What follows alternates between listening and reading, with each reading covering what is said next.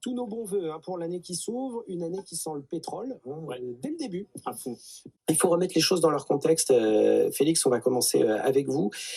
C'est vrai que cette passion des États-Unis pour mettre la main sur le plus de réserves de pétrole possible, c'est aussi cohérent avec une stratégie énergétique qui est vraiment basée sur de la technique pétrolière aussi, il ne faut pas l'oublier. Mais c'est ça. Jamais le pétrole n'a été aussi stratégique pour les États-Unis et l'énergie en général. La phrase le PIB, c'est de l'économie transformée, elle est on ne peut plus actuelle. Aujourd'hui, le PIB des États-Unis, c'est de la techno.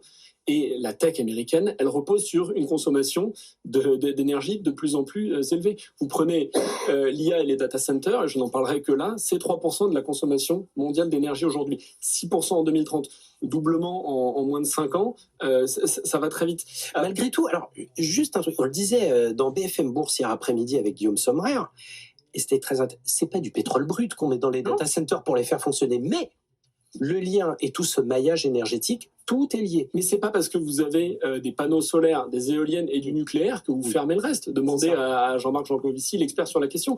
Vous n'allez pas couper vos sources d'énergie, surtout qui représentent votre mix énergétique 80% du mix mondial avec le pétrole, le charbon, le gaz, si vous avez tout à coup des nouvelles sources. Vous avez besoin de toute façon de plus en plus d'énergie. La question, c'est pourquoi aller se mettre dans une situation pas possible à l'égard de la communauté internationale pour 300 milliards de barils de pétrole ultra lourd, visqueux et très compliqué à extraire. Eh bien, la question et le sujet des États-Unis n'est pas tellement la production et l'extraction de ce pétrole qui va être cher. Mais les États-Unis savent le faire parce qu'ils le font au Canada avec le pétrole lourd.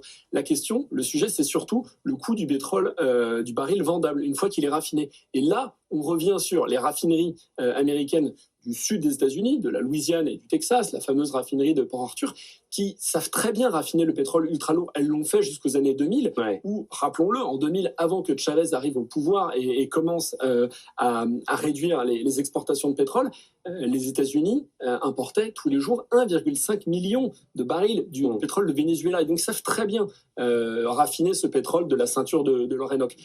Ils savent très bien qu'ils ne vont pas le faire immédiatement. Ils ne vont pas le faire demain. Ça va prendre l'augmentation du cours des majors pétrolières, il va être dilué assez rapidement.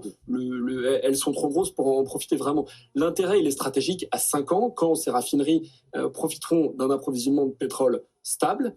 Aujourd'hui, on ne peut pas dire que l'approvisionnement soit déjà stable, mais ça va être les grandes gagnantes, les raffineries, parce qu'elles vont avoir, si le contrôle sur le pétrole vénézuélien est confirmé, un approvisionnement donc stable, une contrainte logistique plus faible que celle avec le Canada. Et donc, il y aura un intérêt. Mais en premier lieu, l'intérêt des États-Unis, il n'est pas tellement d'avoir mis la main sur les réserves de pétrole. Il est de dire au Venezuela, maintenant, si vous vendez du pétrole ultra lourd à la Chine ou à l'Iran, vous le vendez en dollars. Le but, c'est de remettre des pétrodollars dans le jeu américain. C'est ça, c'est de reprendre un peu la main sur la devise de référence mondiale. Ça, c'est le premier intérêt à ultra court terme. À plus long terme, vous allez avoir des gagnants qui seront les raffineries, je l'ai dit. Donc là, les Valero Energy, les Marathon Petroleum, les Phillips 66, leur cours a explosé hier. Ça va se calmer, mais d'ici 5 ans, elles peuvent vraiment produire un pétrole beaucoup plus rentable. Parce que c'est comme si on disait aux Français, attention, c'est le retour du Minitel. Nous, on est prêts. C'est ça, oui. Nous, on est prêts. Eux, ils sont prêts avec ces raffineries-là.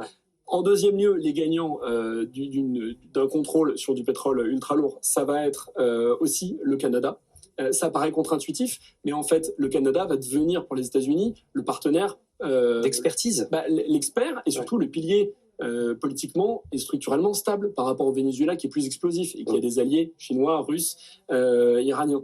Et puis, troisièmement, quatrièmement, vous avez les transporteurs, les logisticiens, ceux-là on les oublie, mais l'équivalent, nous, de nos techniques énergie, les bateaux, les pipelines, etc., vous avez Kinder Morgan aux États-Unis, vous avez Enbridge au Canada, et puis vous avez aussi ceux qui sont spécialisés, alors là c'est la dernière couche, la plus risquée, mais la plus intéressante, ceux qui savent produire, transformer le pétrole ultra lourd en pétrole léger, et l'extraire. Donc les Schlumberger, donc maintenant c'est SLB, et Halliburton, qui sont spécialistes dans les procédures de coquéfaction, d'injection de vapeur, etc.